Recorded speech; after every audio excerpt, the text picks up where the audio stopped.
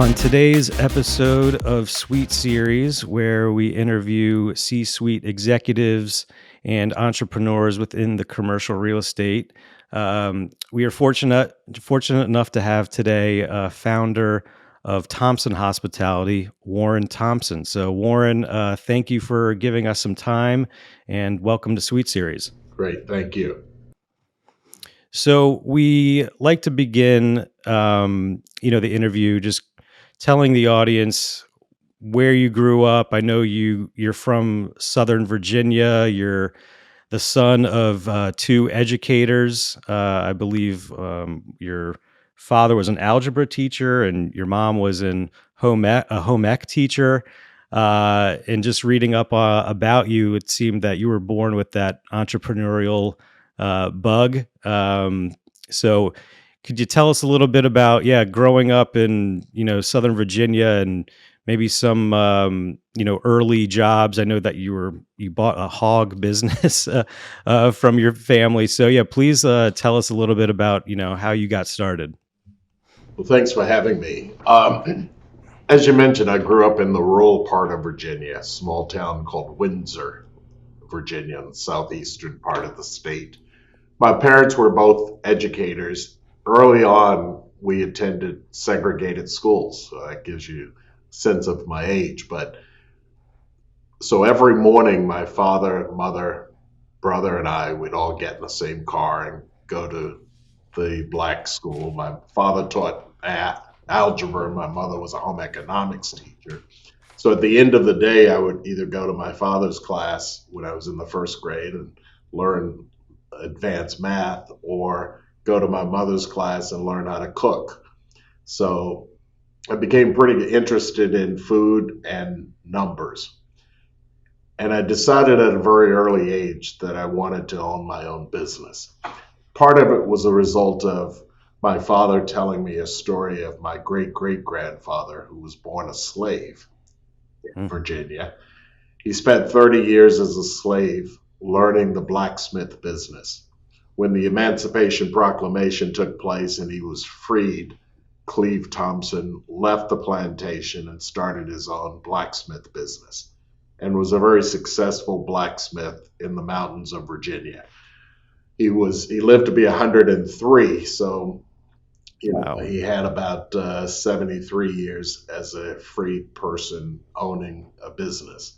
So that became the blueprint for my life. My father told me that story so many times that I decided that I would go through college, get a graduate degree, work for a company until the age of 30, and then I would leave that company and start my own business. So I was fortunate enough after graduate school at the University of Virginia to get a job or a position with Dick Marriott in the Marriott Corporation. And Dick Marriott had a fast track program that he would bring in 10 to 12 MBAs each summer. At the end of the summer, he'd make an offer to one person to come back in his special program. I was fortunate enough to get it. Between first and second year of business school, I was in the program. I got the offer to come back. He forced everyone to start at the assistant manager level in a fast food restaurant. So I started in Roy Rogers with my MBA from the University of Virginia. And I told him I would give him 7 years, and at the age of 30, I wanted to leave to start my own company. I was a little slow. I actually stayed there for 9 years, moved up to become the highest ranking African American at Marriott, running the airport division. Took over that division at age 29. Had a bunch of people, we called ourselves the Renegades. We put the first national brands in airports, the first Burger King, Pizza Hut, Taco Bell, back in the late 80s. And it worked. And so after that, I said, okay, now it's time to do what I really wanted to do. And Marriott began selling off the restaurants. So I approached the Marriott family, and we cut a deal to actually bought 40 restaurants in the DC market, the big boy restaurants. I sold 9 of those to Shoney's an hour after the close of the transaction, took the money from Shoney's, paid it to Marriott so that Marriott could record the transaction as a sale. I then bought the 31 Big Boy restaurants with the understanding I would convert those over to Shoney's. So that was basically the deal that we did in 1992. So we just celebrated our 30th anniversary as a company. Everything was Wow. going well. It was a heavily leveraged transaction. I only had $100,000 in the deal. I raised 1.9 million of equity, and Marriott held a senior note for about 13.5 million. The only problem we had was that the Shoney's brand started to tank. So I was converting restaurants from Big Boys over to Shoney's, knowing that full well that they probably would not survive. We then moved up the part of our business plan that said we would get into contract food service in year 5. We actually got into that in the first year. So we began growing the contract side of the business. At the same time, we were spinning off restaurants to pay down the debt that we had with Marriott. In 1997, I approached Compass Group and said to Compass Group, let's create something unique in our industry. Compass had come to the US, purchased canteen vending in 95, became the third largest player in the contract business. So you still had Marriott in it, Airmark, and Compass. When I approached Compass, they were very, very open to the notion and idea of creating this strategic relationship. So fast forward today, we now, Thompson, we operate 4 divisions. One, we call it our joint venture division with Compass. So we operate about 200 accounts that make up revenue of about $2 billion jointly.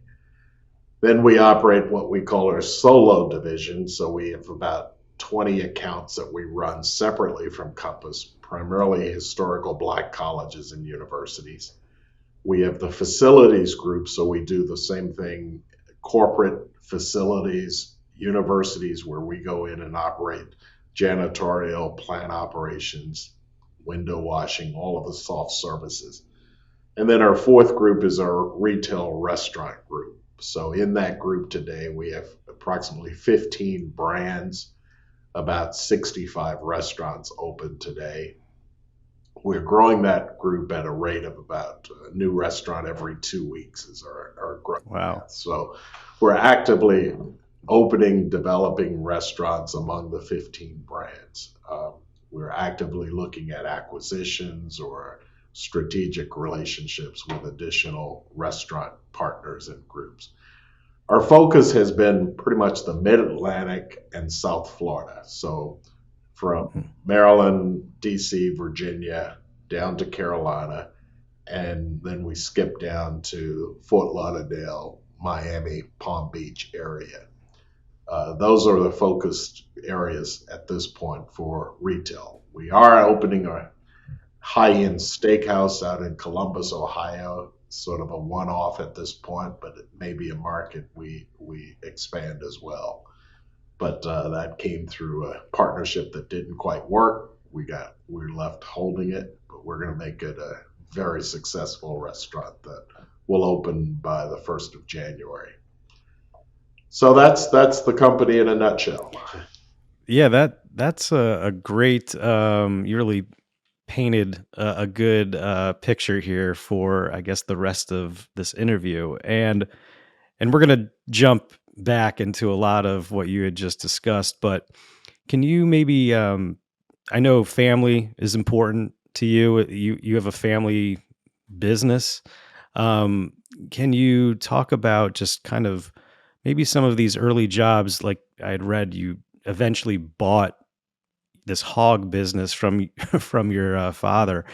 Can you talk about just maybe some of these, jobs, mentors, lessons learned, good, bad, leading up to grad school at Darden, and then there's probably even more lessons learned once you joined Marriott. But obviously, I think the foundation of any entrepreneur is that early upbringing. Yeah, as I mentioned early on, my parents were school teachers, so they Yeah. didn't make a lot of money. In fact, back then, African American school teachers were paid about 60% of what white school teachers were paid in the public school system. So Combined, they had an income of less than $5,000, the two of them. Wow. And so we always had businesses on the side to supplement the family income. One of those, my father, brother, and I raised hogs together. And we would always keep about 100 hogs that we would raise and sell to market in Smithfield, Virginia, which was only about 12 miles from where we lived. We also had a produce business. We would go to the mountains of Virginia where my grandfather lived and buy peaches and apples from the local farmers there, take them back to the Tidewater area, sell them to supermarkets, door to door. And so those two businesses were the early businesses that I had. And my father got promoted up through the school district and became so busy with his daytime job that I agreed to buy his share of the hog business out from him. And he gave me a loan to do that. So I had that business for the last couple of years I was in high school. But I also bought an old school bus. My father was the assistant superintendent of schools then and responsible for auxiliary services, and gave me an inside tip on a bus they were selling because of the age of the bus, but it had a brand new engine in it. So I bought the school, put a blind bin on it, bought it at the age of 15 and took the seats out of it, and I could haul about 250 bushels of apples on this bus. I didn't have a driver's license at the time, but back then you got away with stuff like that. So I had the produce business, the hog business, and I also had a grass cutting business that I would cut about 15 yards a week with in the local town there. So I had those businesses throughout my high school years. The first time I ever worked for someone was after the first year of college. I came home, I had sold the hog business, sold the bus, and I had to get a job working for someone at a hardware store there in the town. The first day, the owner told me not to think, but just do what he said. And it was a very difficult experience. I was the first black salesman that they'd ever hired in this store, but I was not allowed to ring up the order. If I sold a can of paint, I'd have to take it to a white person, get them to ring up the register. So a lot of racism. I went home, told my mother. Obviously, she and my aunt went up and had a few words with the owner, and he taught me how to use the register the next day.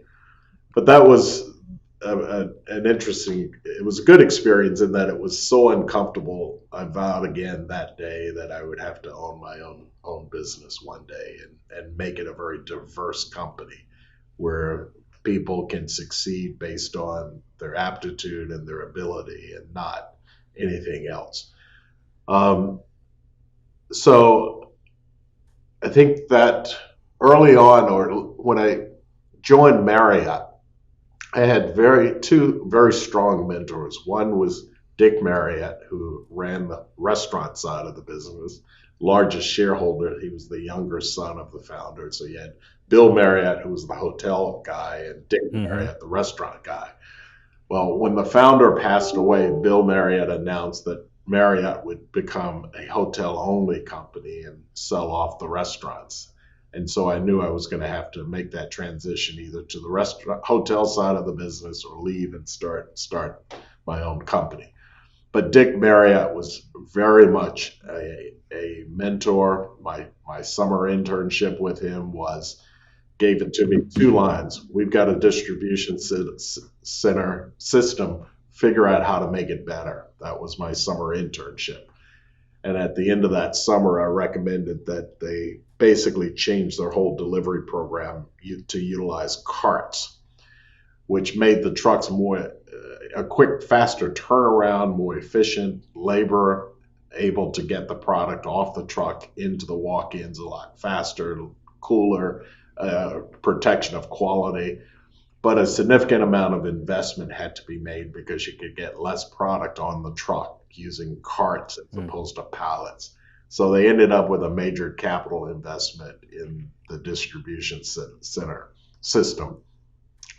But coming back into his fast track program was just a tremendous opportunity to learn the restaurant business, starting as an assistant manager.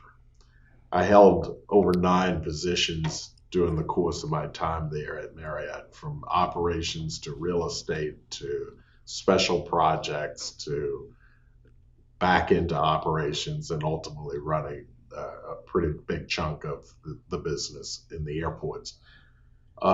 The other mentor I had back then was a fellow, Steve Reineman. So Steve Reineman was the first person in Dick Marriott's program. Steve ultimately ended up as the chairman and CEO of PepsiCo, but Steve went through the same program. He was a Darden alum, started as in Dick Marriott's fast track program, rose through the ranks, ended up running the Roy Rogers division before leaving to go to PepsiCo. There he took over Pizza Hut and then Pepsi, and then ended up running the entire group. But Steve is still very much a mentor today, and attended our 30th anniversary couple weeks ago. So we still have just a great friendship and mentor-mentee relationship. That's great. I'm curious. I know your first day at the job at Marriott, you were flipping burgers at Roy Rogers. I've grown up in this area a long time. My family's been here a while, and Roy Rogers and Bob's Big Boys are definitely two chains I remember well. I used to go to the Roy Rogers in Cabin John Mall over there, and also Bob's Big Boys on Rockville Pike was one I had gone to. So, not sure if you spent any time I know at both either of of those those. units. I never operated the Cabin John Roy Rogers. As a DM, I had DC, Prince George's County, and then I'm regional up in New Jersey. But I do the big boys there. We actually did buy those when as a part of the deal in '92. So we did. There were 2 on Rockville Pike. We converted both of them. I think were actually converted over to Shoney's before we ended up Okay. getting out of them. But yeah, so Yeah, and my family, we would drive up and down 95, and if you're driving on 95 down south, you're going to run into a Shoney's at every exit. right. So, One of um, my jobs in Marriott, I ran the New Jersey Turnpike, and so okay. had those operations out there that included Big Boys and Roy Rogers in that turnpike. I think we had 13 or so rest areas on the New Jersey Turnpike. So when you decided to go out on your own and you purchased these brands from Marriott, you mentioned you had put $100,000 of your own capital into the deal, but then you had to raise another, call it 2 million. Can you maybe talk a little bit about that process of who you approached, who you were working with, and kind of how you eventually ended up securing that funding, and maybe how that deal looked moving forward? Right. So I had a partner early on, a fellow by the name of Bob Holland. Bob was a seasoned veteran in the business, in the business, or in business, and we started out together. And he was supposed to raise the money, and I was going to be the operator. Well, we were having a hard time getting it going because I had not gone public with my decision to leave Marriott at the time. So finally, I did. I went public, and we still were not making a lot of progress. So got away for about 3 days, wrote a business plan, and I went to New York and sat in Reginald Lewis's office. So Reginald Lewis was the largest black-owned business at the time, and I watched the movie Wall Street. So I pulled a Bud Fox and just sat in his office all day. He never met with me, but I left the business plan. He had someone review it and then called me and said, I'll give you the $2 million for 85% of the company. And I said, It's well, like Shark Tank. yeah, I'm not ready to give up 85%. And so the fellow who did the analysis called me up and said, hey, Warren, you know, I can help you do this and you don't have to give up 85%. So we met, hit it off. He introduced me then to a venture capital group. It was actually got some young guys They were doing their first, trying to do their first deal. So I ended up meeting with them. They liked the plan, the idea. We then started a road show. We did a road show for about a week and a half, and at the end of that, we had the $2 million raised. So I went back to Marriott and said, okay, well, actually 1.9 raised. I had the 100,000, so we had the 2 million of equity capital. And because I had been in the business long enough to know that I could get some marketing dollars up front from some of my suppliers, General Foods wanted our coffee business with Maxwell House at the time. We agreed to to go with Pepsi as our beverage supplier as opposed to Coke. And so we were able to get some cash from Pepsi up front. So those dollars were brought to the table early on. We were able to get a great deal with Shoney's on royalties because Shoney's needed an African American franchisee. They had a major discrimination lawsuit that they had settled, and part of the settlement, they agreed to put in a certain number of, or to have a certain number of minority franchisees. So I brought all that to the table and made the argument to the investor group that even though I was only putting up 100,000 of the equity, I was able to retain about almost 60% of the equity. Wow. So gave up roughly 40%. Number probably actually more like 56%. I retained 44%. The outside investors got. So we did the deal. Everything was rolling along. The first conversions were doing extremely well until about 6 months into it. Look back, those units had flattened out to the volumes they were doing prior to conversion from Big Boys to Shoney's. Customers are saying basically they were the same brands. And so the upside I thought I would get was not coming through. So I knew I had some trouble.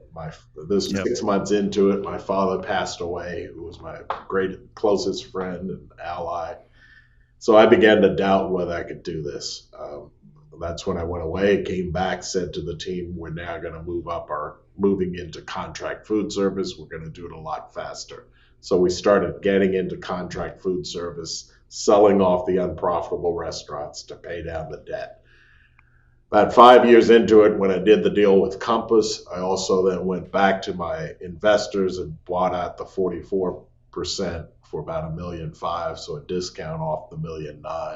Got them out, got 100% control of the company, and they were happy to get out because they didn't see a real upside or a nice ending to the story. So I saw it because I felt that the relationship with Compass would give us a whole new opportunity and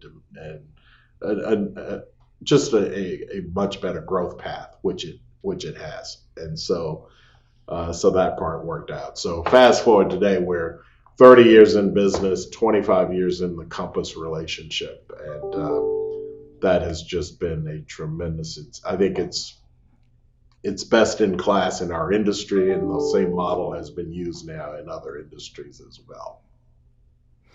And so when you started noticing these brands, Bob's Big Boys and Shoney's kind of, tanking, you're starting to panic. You're what, 32 years old at the time. Um, and I had read that you're actually, Thompson Hospitality is the largest, I guess, food manager or distribution company for HBCUs. Is that correct? We're in the top two. Okay. We're on neck and neck with Sodexo now in that segment. Okay. But we are the largest Black-owned food service restaurant company. Yeah. And that came kind of through a relationship of your father's. The man you had reached out to, I guess the dean, was it St. Paul? Right. The president of St. Paul's College. St. Paul's College. When we wanted to go after our first board operation, I reached out. Well, actually, one night I had this dream that was my father basically saying, hey, you ought to go after my alma mater. So I woke up that morning, went to the office, made the phone call, got the president on the phone, which never happens. I was able to get him on the phone, and I said, look, I'd love to come down and talk to you about your food service. And he said, he said, Thompson. He said, do you know someone named Fred Thompson? I said, that was my father. He said, well, your father and I were classmates. We were good friends. Absolutely. Come down and talk to me. So went down, met him, and 2 weeks later, we went down with a proposal and got the contract. And that gave us our start in the college business uh, with students living on campus. So, absolutely.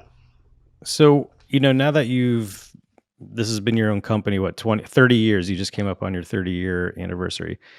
Can you maybe shed some light on maybe some daily practices, like you wake up every morning, like how do you start your day? Like how do you keep yourself motivated? Because it's a big responsibility when you're at the top. So, can you maybe tell us, yeah, I mean, every, leadership, mentorship book I've read, it's all about, daily habits, repetition. Yeah.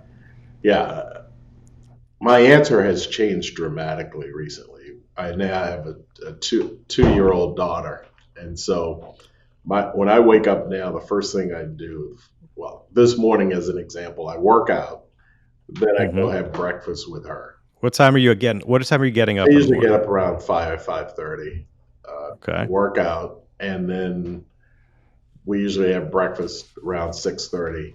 And so I enjoy that because that to me is what it's all about, is to be able to sit down with her at breakfast and try to get her to eat her cereal and play games with her and so forth. And it's just put a whole different perspective on life. This is my first child, and at my age, it was a long time coming, but I've been slow in that department. But I think the most important thing is that when I get up in the morning, number one, I thank God for waking me up, and because I'm a firm believer that there is a higher power.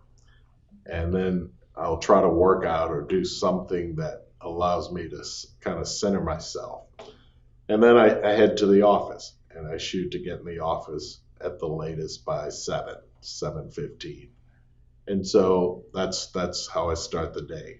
If I'm on the road, those things change, but when I'm at home, typically that's the schedule. And Once I get to the office, I being go through the numbers. I look at you go yeah. we get all information from every restaurant, and I look at every restaurant. I don't look at all of our contracts on a daily basis. Those businesses are different, but the restaurant business, you clearly have to look at it daily in terms of sales, uh, productivity, especially given the current labor environment. I read Right. notes from our managers, and it's with 65 restaurants now, it takes a lot longer. I have to do speed reading. I do skip through some if I know that there are no issues and so forth. But for the most part, I get that. And how, again, touching on family, there's got to be some challenges, right? Working with family. There's got to be probably, the pros and the cons of working with family. I mean, how have you worked through maybe if there's like a disagreement, between. Yeah, it's been great having my brother and sister involved basically from day one. My brother had Mhm. moved into semi-retirement, so he's doing a lot of board positions and things, charity and so forth, things that he has always been important to him. And so that part works well. My sister is still very active as a vice chair of the company and runs all of our joint venture business and our joint venture development business with Compass. Hmm. And my oldest nephew joined the company about a month ago after finishing college. And so I'm excited about having him on board, and kind of represents the future of the company. He's done internships and things like that during the course of the college years, but now he's on board full time, and he may go back to business school and get his MBA, but he's got a meaningful role in the company today, and he's learning, and that's what's important. So I think the downside, the biggest negative, is trying to separate the business from the family, and especially when we get together outside of work, Yeah. I always end up talking about business a lot of times. So we have to work hard to not do that, and especially like at Christmas. Yeah, no, I totally hear you. So, and you mentioned a little bit earlier about the four divisions of Thompson Hospitality. Um, so could you maybe dive in a little bit further into each of those? And when you are considering either acquiring, a chain, or maybe coming up with, yeah, a new concept, restaurant concept, how do you determine, okay, if I'm gonna, go after this chain, they, have 30 locations around, the mid-Atlantic, whatever. How do we, depending on what that business is, how does that align with one of these four pillars or all four pillars? And, what's your strategy Okay. when it comes to business development? So the four divisions. The first one, the joint venture division, which Benita, my sister, operates. That division today has about 200 accounts. The average revenue per account is about 10 million bucks. And so those are large corporate accounts. So we do 60 of the Fortune 100 companies. So Microsoft, Boeing, IBM, Prudential, Johnson and Johnson, Hmm. American Express. So we go in and operate the cafeterias in those facilities, and or the vending business in their production manufacturing facilities. So it's about 1,500 locations that make up those accounts, those 200 accounts. And the beauty of it is those accounts are so large, they typically would only go to bid to three of the big three players: Sodexo today, which used to be Marriott, Airmark, and Compass. Compass is by far the largest. It's twice the size of the other two combined now in North America, and their growth rate has just been phenomenal. And so I sit on the board of Compass North America. And so that's a very unique opportunity and situation as well, where the minority partner is also on the board. And that's what Hmm. has given, I think, the legitimacy to our partnership board. Then the second division, which, as I said, we call it our solo division. So those are the accounts that we run separately from Compass, primarily historical Black colleges and universities. We're also looking at quite a few community colleges now. We see that as a growth opportunity. And so while we will not compete against Compass and Compass will not compete against us, we're able to leverage the buying power that Compass has onto the business that we operate separately from Compass, be it our contract business or the restaurant business. And that's everything from food to uniforms to insurance to legal services to whatever we buy. Everything we buy at the rate that Compass has negotiated. The third division is our facilities division. And so we do plant operations, janitorial, landscaping, all of the soft services, whether it's for a corporation like Shell or a Hmm. college and university like Howard University. Um, that group also then provides the construction and maintenance support for the fourth group, which is our retail restaurant group. So the 65 restaurants that we own and operate, the maintenance now is supported by our facilities group, as well as the construction oversight. And that group, the retail restaurant group, also then will license its brands back to our solo business and our joint venture business. So you can go into some of our joint accounts, hospital or corporate dining service, and you'll see a Wise Guys Pizza, which is one of our retail brands, or you'll see an Austin Grill, or you see a Hmm. BRB. And so, to answer your question, one of the things I look for when choosing a brand to either acquire or partner with is that a brand that can also transfer back to the contract side of the business? Does that make sense? So Wise Guys is a perfect example. Wise Guys is pizza by the slice. Well, we serve a lot of pizza by the slice on college campuses through our board operations.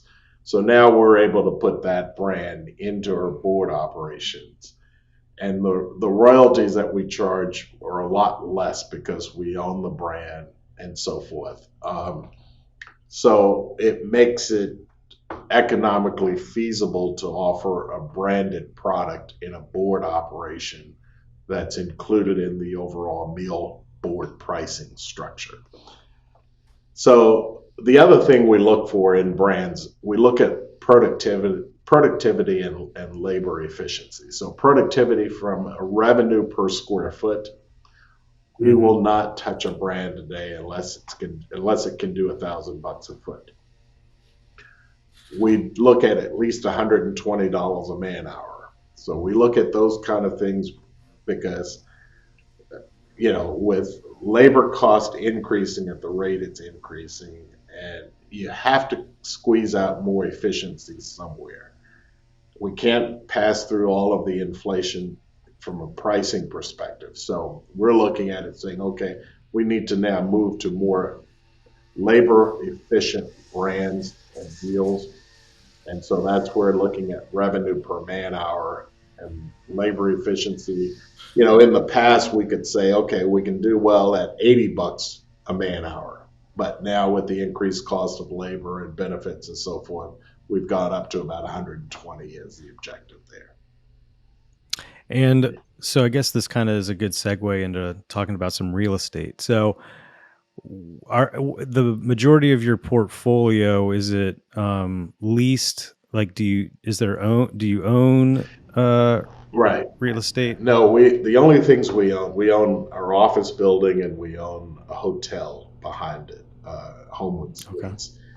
We own that building, and we've now created a test kitchen in there as well, where we test product and so forth, and we use it as a training center. So we built the kitchen larger than what's required in a Homewood Suites. But Mm-hmm. all of our other locations are leases, and I look at it. I invest in real estate, but at my point in life now, I invest primarily in real estate where I've got liquidity, publicly Sure. traded REITs. Mm-hmm. From my experience with Federal Realty or Duke Realty, now Prologis, those are great opportunities to invest in real estate, but also maintain instant liquidity. We will look at buying a restaurant, but it would be more of an investment for my daughter as opposed to me. Real estate investments, especially in retail, it's a very long term, hopefully steady state in terms of growth and return, but it's a longer opportunity than typically the restaurant business we look at as a cash flow. You got to get to break even by year 3 or 4. It's a 10-year lease, 15-year lease, much shorter time span in terms of the horizon. So, and I guess that also takes us to the Duke Realty merger with Prologis. When did those discussions, begin? What were some of the drivers that, started that, and how has that merger, how is that going to impact Thompson Hospitality moving forward? Well, I think as has been publicly stated, this transaction is a tremendous opportunity. It was a great opportunity for the shareholders of both Prologis and Duke. Prologis by far the largest in the industry. Duke by far the best operated. So coming together just ends up with a much stronger Prologis. In terms of Thompson Hospitality, there's no impact on Thompson. I was an independent director of Duke. and one of the reasons I left Federal Realty was that there were too many situations where I was going after a site or a location for a restaurant that happened to be owned by Federal Realty. And so I was paying more in rent than any other tenant because we Mhm. wanted to make sure that as a board member, I was not getting favorable terms. So I said to the chairman and CEO, it's now time for me to leave so that we can, so that I can continue to be a good tenant in your site. So that's why I left Federal Realty. And so once I left Federal, I looked at Duke approached me about joining their board, and they are strictly an industrial REIT. So I knew that I was never going to try to sign a lease with Duke Realty for anything. So Mhm. it was a great 5 6 years that I served on 5 years that I served on that board. Learned a lot about the about e-commerce and distribution, but right, no conflict or anything. Is there any industrial within the Thompson Hospitality portfolio, or is it mostly just office, retail, in a Yeah, little bit of hotel? correct. We provide vending services for a couple of our customers who have large distribution warehouses and so forth. But nothing. We do no business with an industrial REIT. Got it. Yeah. Got it. We Um, serve the tenants of the industrial REIT. got it. And are there any brands within the portfolio, I guess, that were just incubated through Thompson Hospitality? It sounded like that you're, acquiring, Yeah, you're looking for partners, but right. you know, We right. so go ahead. We've Go ahead. created Hen Quarter, which is our southern brand. We've got one in Alexandria. We've got another one under development, construction in DC on the waterfront. We created Makers Union in Reston, Virginia. We're building another one in Arlington at the new Amazon headquarters. Um, we have created we're creating a high-end contemporary steakhouse called Cut 132 that's going to open in Columbus by January.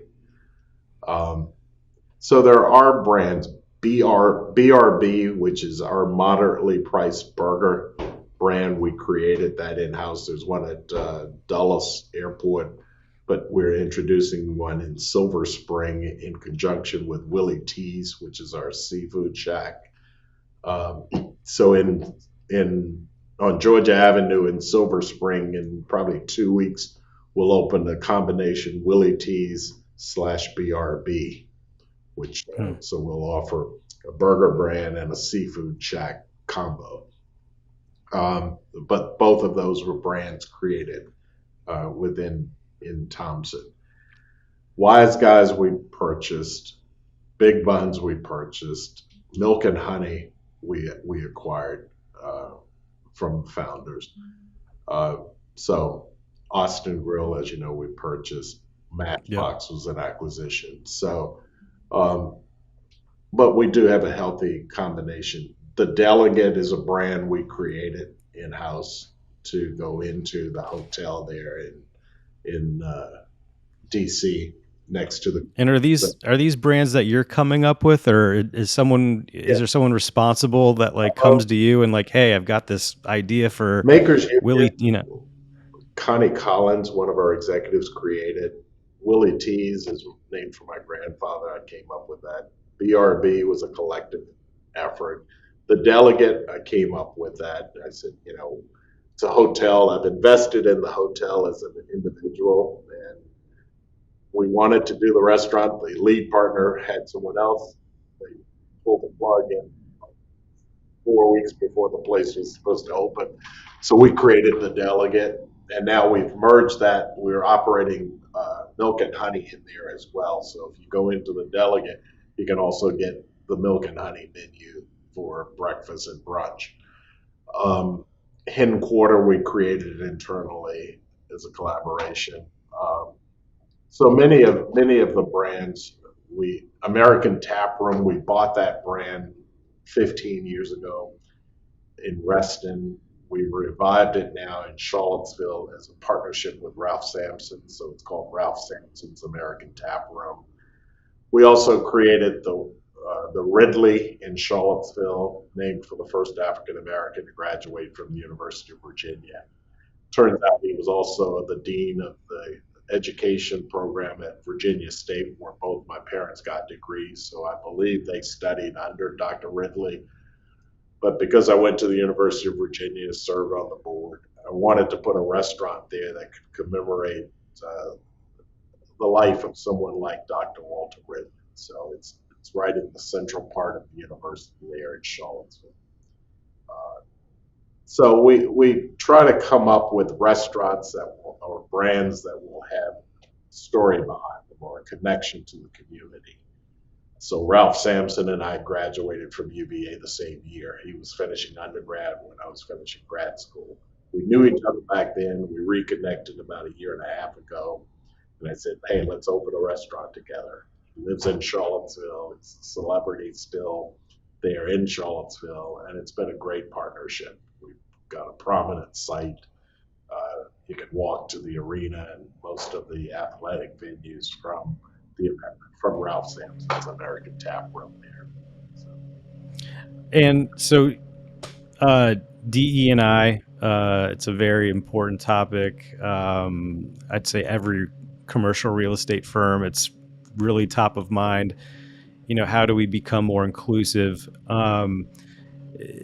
Within hospitality, I would think it's probably no different. How can companies like yours, other minority-owned businesses, like, can you give some advice on maybe just the industry, how people can kind of change, or maybe some things like to get your company started? What have you seen over the past, call it, 10 years? I think I think I'll give you.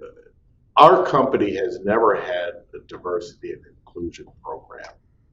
We are diverse by because we operate in markets that are diverse. So when you take the blinders off and you're operating in a market and you say, I'm going to select the best people available in that market, you will get a diverse workforce.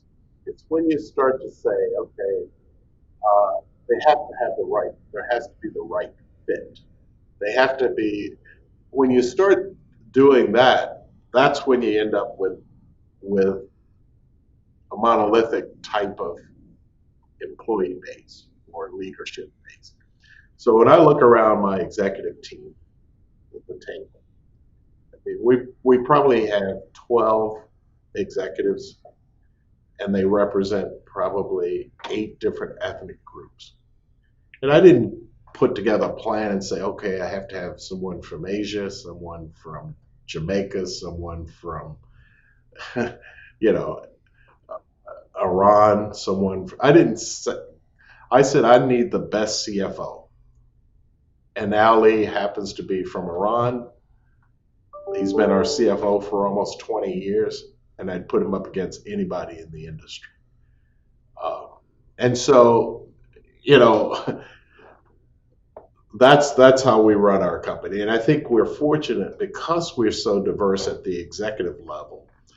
The people that are attracted to our company, when they go onto our website and see what our leadership looks like, they say, okay, there's room for me there, no matter what my background.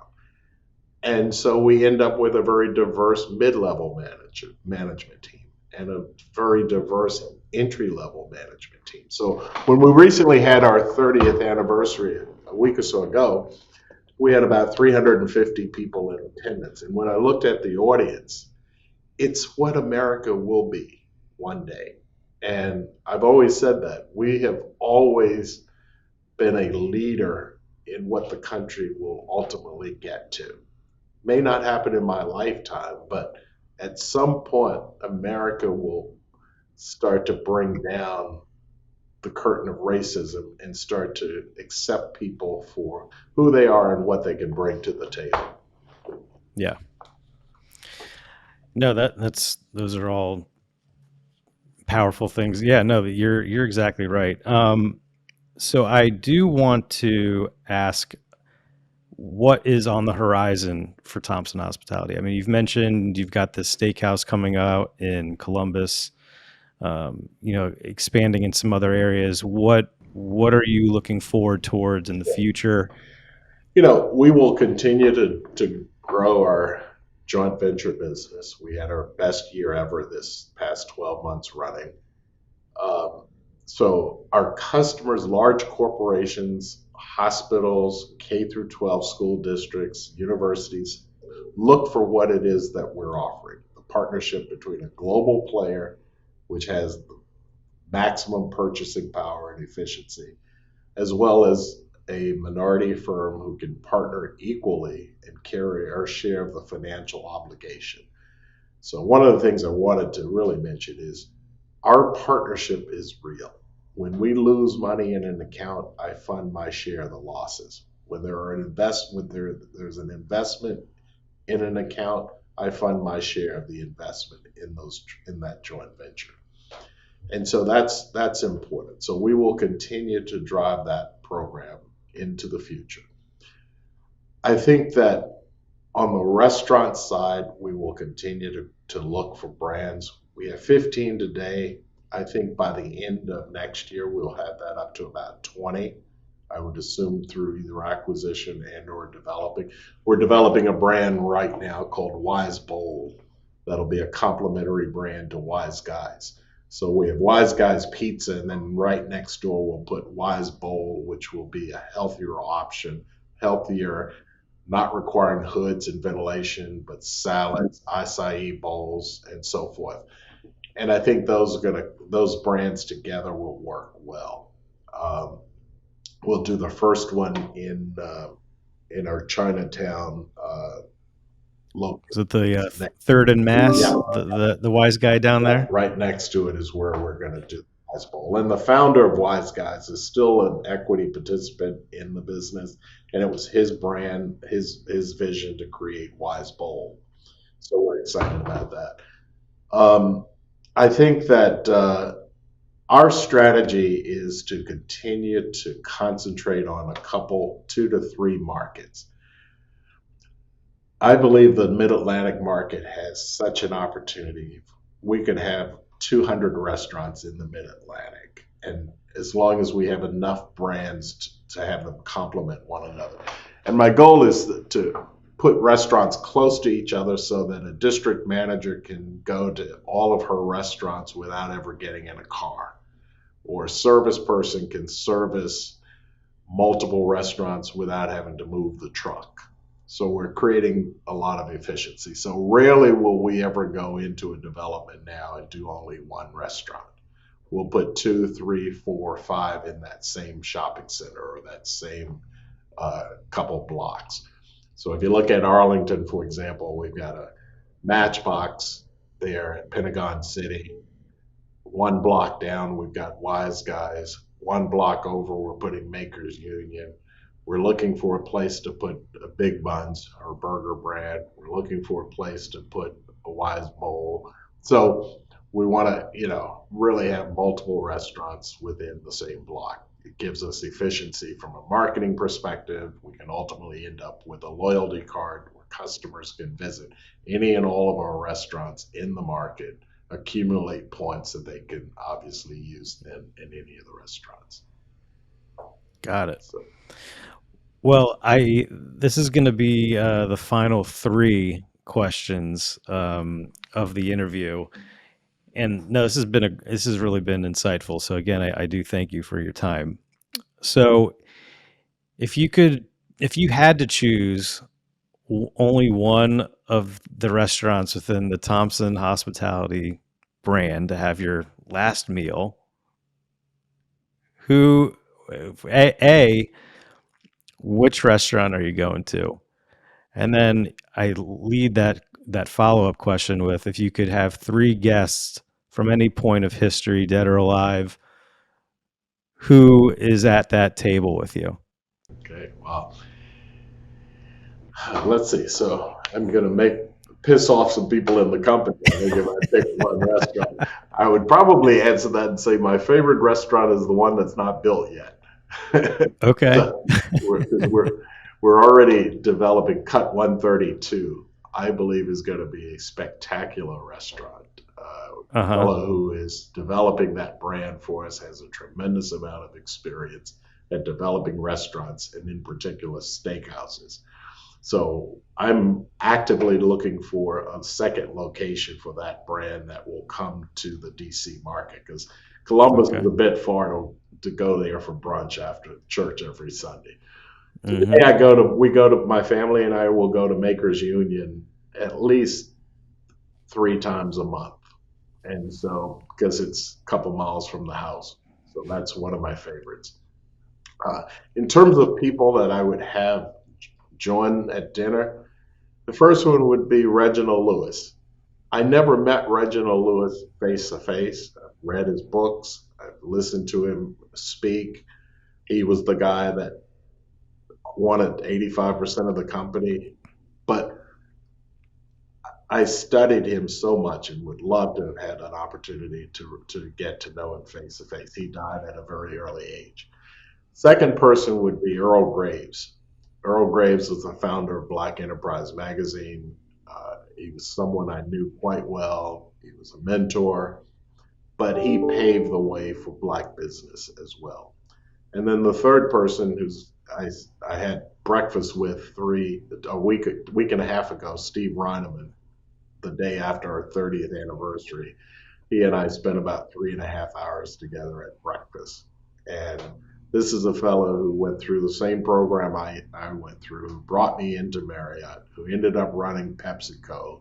When he retired from there, he took over as dean of the business school at Wake Forest to give back.